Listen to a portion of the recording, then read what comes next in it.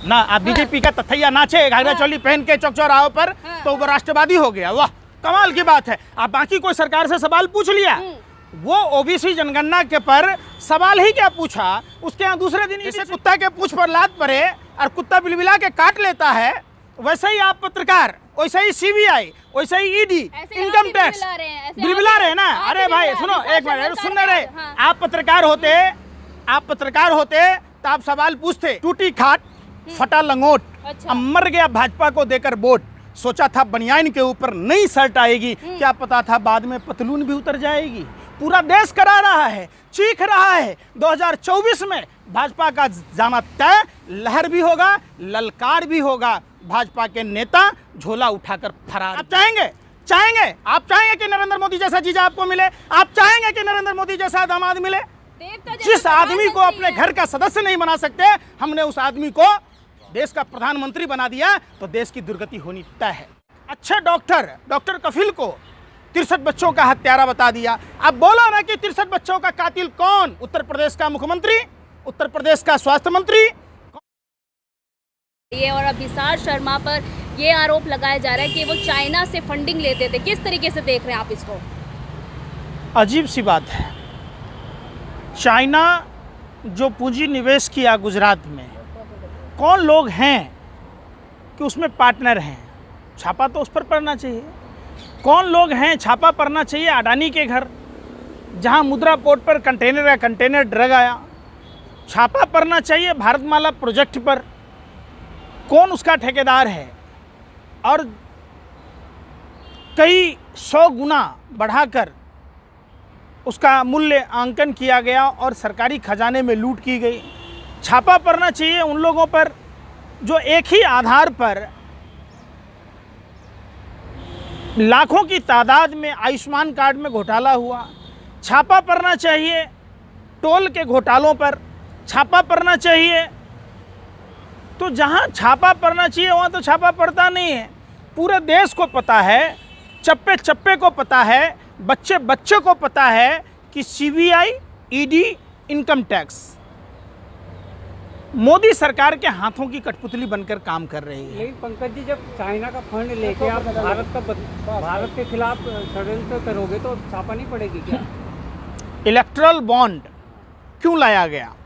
आप जब erectile bond को उजागर करेंगे, जिस सरदार पटेल जी की प्रतिमा बनाई गई, चाइना की वरिष्ठ पत्रकार ने कहा कि 360 करोड़ के आसपास में पैसे खर्च हुए, बाकी भारत और चाइना के बिचौलियों ने खा गया, तो जहां 4000 करोड़ रुपए खर्च किए गए तो उसकी छापा नहीं पड़ना चाहिए कि कौन लोग हैं वो?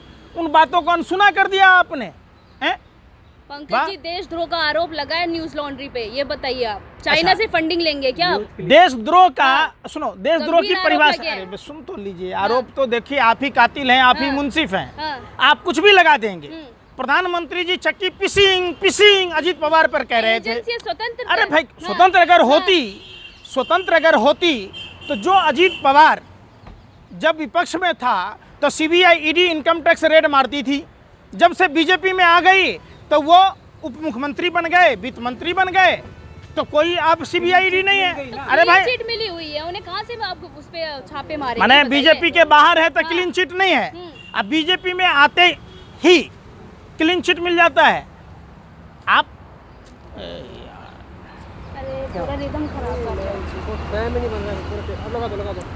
आप ये समझिए, आप साफ समझिए, शुभेंदु अधिकारी का स्टिंग ऑपरेशन देखा था। शुभेंदु अधिकारी शारदा नारदा का अभियुक्त था, और वही शुभेंदु अधिकारी जो बीजेपी वाले सुबह से लेकर रात तक आंख खुले नहीं कि शुभेंदु अधिकारियों को गाली देना शुरू करते। वही शुभेंदु अधिकारी जब बीजेपी में आया तो नेता प्रतिपक्ष हो गया। जिस हेमंत बिश्व शर्मा पर भारतीय जनता पार्टी के लोग और CBI, income tax, ED Bhajpa में आते ही वो मुख्यमंत्री हो गए, उनके पाप धुल गए, और उनकी पत्नी ने एक कंपनी बनाकर जो खेती का ज़मीन है वो रातों रात औद्योगिक ज़मीन में तब्दील हो गया। और 10 करोड़ रुपए का अनुदान पर मिल गया, उस पर कोई छापा नहीं। आप आरोप लगा रहे हो ना, उन्होंने अरे भाई मानहानि सुने का दावा रहे, कर चुके हैं। अरे सुन तो लो यार, सुन लो पहले। आरोप कौन लगा रहा था? हेमंत बिश्व शर्मा के बारे में किसने आरोप लगाया था? हमने लगाया था। पवन खेड़ा ने लगाया था। अरे हेमंत बिश्व शर्मा पर आरोप किसने लगाया? भाजपा के लोगों ने। आज वही भाजपा में मुख्यमंत्री है। शुभेंदु अधिकारी पर आरोप किसने लगाया? 10 करोड़ की जो आप बता रहे हो। अरे मैं कह रहा हूं फिर वही बात, जल से जुड़े हुए मामले थे, शारदा नारदा का अभियुक्त था हेमंत बिश्व शर्मा और शुभेंदु अधिकारी, तो आज क्लीन चिट मिल गया। मतलब साफ साफ है, सारे भ्रष्टाचारी भाजपा के साथ हैं। भ्रष्टाचारियों का महासमुद्र है भारतीय जनता पार्टी। देश में जितने हैं लुटेरे, उचक्के, सबसे सच्ची ईमानदार पार्टी है, जिसके हाथ में है भाजपा का झंडा। कौन सा चश्मा पहना अरे पंकज सुन जी तो ये? लो, हाँ। अरे मोदी फीबिया की बीमारी है आपको। मेरे को कोई बीमारी आप नहीं है। आप कड़वे सुनो, सवाल आप पूछे- एक कड़वे सवाल आपसे पूछे अजीत तो पवार का है, हाँ। करवा सवाल है तो अजीत पवार पर कार्रवाई क्यों नहीं हो रही है? हेमंत बिश्व शर्मा पर कार्रवाई क्यों नहीं हो रही कार्रवाई है? होगी शुभेंदु ना। अधिकारी पर कार्रवाई क्यों नहीं हो रही है? नारायण राणे पर कार्रवाई क्यों नहीं हो रही है? छगन भुजबल पर कार्रवाई क्यों नहीं हो रही है? हसन मुशर्रफ पर कार्रवाई क्यों नहीं हो रही है? उनको कुछ नहीं मिला तो क्लीन चिट मिल गई, फिर कार्रवाई किस बात मैंने भाजपा में आते ही क्लीन चिट मिल गया, मतलब साफ है ना। हुई ना, जांच अरे के भाजपा बाद में तो आते ही मिली। सुनो ना, चार्जशीट भाजपा में आते ही राजा ऐसंद हो गया, बाकी सारे चोर हैं। लेकिन अभी अरे भाई फिर वही बात, अभी जो क्या खाते हो? गोबर को च्यवनप्राश समझकर खाते हो क्या? हैं? फिर मैं कह रहा हूँ, अरे मैं कह रहा हूँ, मध्य प्रदेश में 27 तारीख को, पंकज जी सवाल अरे सवाल ही नहीं, बेतुका सवाल है। मैं मैं पूछ रहा हूँ कि जिस हेमंत बिश्व शर्मा पर, छगन भुजबल पर, हसन मुशर्रफ पर तो 40,000 किसानों से 10-10 रुपए लेने का आरोप था। अब बीजेपी में मंत्री बना दिया। वाह, आप मुद्दे से भटक फिर गए। बात- आप अभिषेक शर्मा पे आइए और ये बताइए, आपने 14 पत्रकार बैन करे थे उनके, हम्म। उन्होंने आपका एक कर दिया कार्रवाई, आप बिल बिला रहे हैं उस पर। कहा के लिए बिल बिला रहे? हाँ, दिख रहा है वो तो। जांच आप, दीजिए ना। अरे भाई तो कौन मना कर रहा है? करो ना जांच करो। हम कहते हैं हिंदुस्तान के सारे पत्रकारों की जांच करो, आपको सारा बात पता चल जाएगा, कल ही खुल जाएगी। टीवी चैनल में बैठकर किस तरीके से नफरत परोसा जाता है। आप कह रहे 14 पत्रकारों के, अरे भैया, अरे सुन ना रहे, सुनी ना रहे, अरे सुनी ना रहे, अरे सुनी ना रहे, वही रवीश कुमार जी हैं। जब मनमोहन सरकार से सवाल पूछा करते थे तो गिरिराज सिंह ब्रह्मर्षि सम्मान पत्र दे रहे थे, जब आ गए तो उसका बहिष्कार कर रहे। अरे भाई क्या कर रहे हो आप बता ही नहीं रहे। आप लोग हमेशा नेगेटिव नहीं सोचना चाहिए ना, जो अच्छे काम कर रहे हो वो भी तो दिखाओ साथ में। अच्छा, मतलब कि कांग्रेस की झाल आपको बस- पीटे तो सच्चा पत्रकार है, कांग्रेस की झाल ना पीटे तो वो पत्रकार ही नहीं, वो पत्रकार ही नहीं है। ना आप बीजेपी का तथैया नाचे घाघरा चोली पहन के चौक चौराहों पर, तो वो राष्ट्रवादी हो गया। वाह, कमाल की बात है। आप बाकी कोई सरकार से सवाल पूछ लिया, वो ओबीसी जनगणना के पर सवाल ही क्या पूछा, उसके यहाँ दूसरे दिन ईडी चली गई।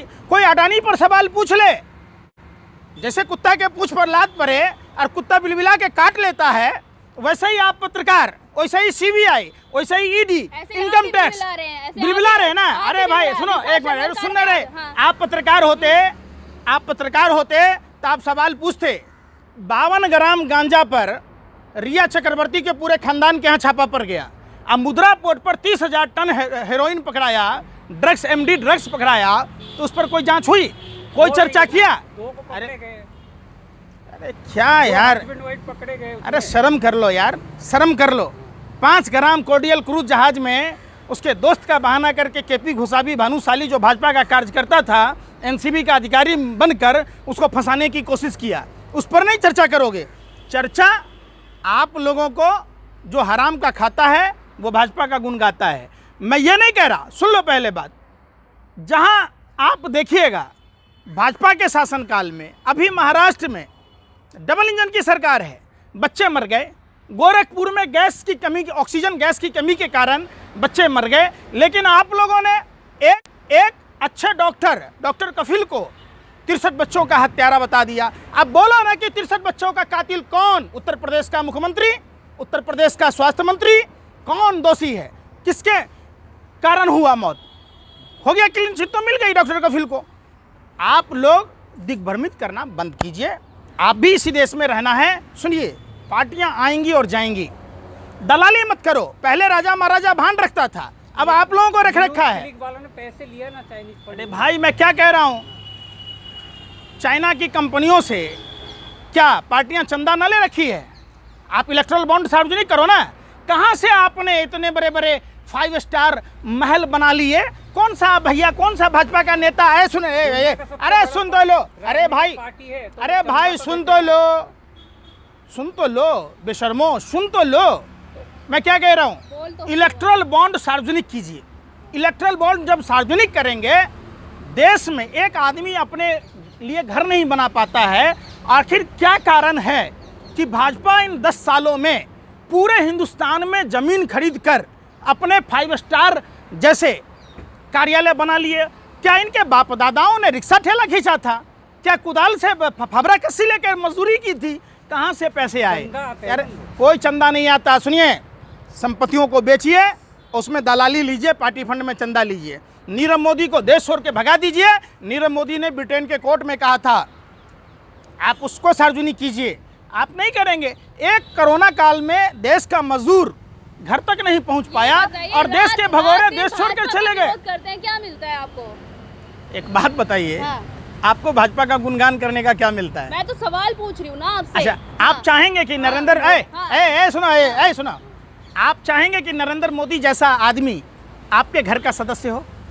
आप चाहेंगे? सुनो, अरे फिर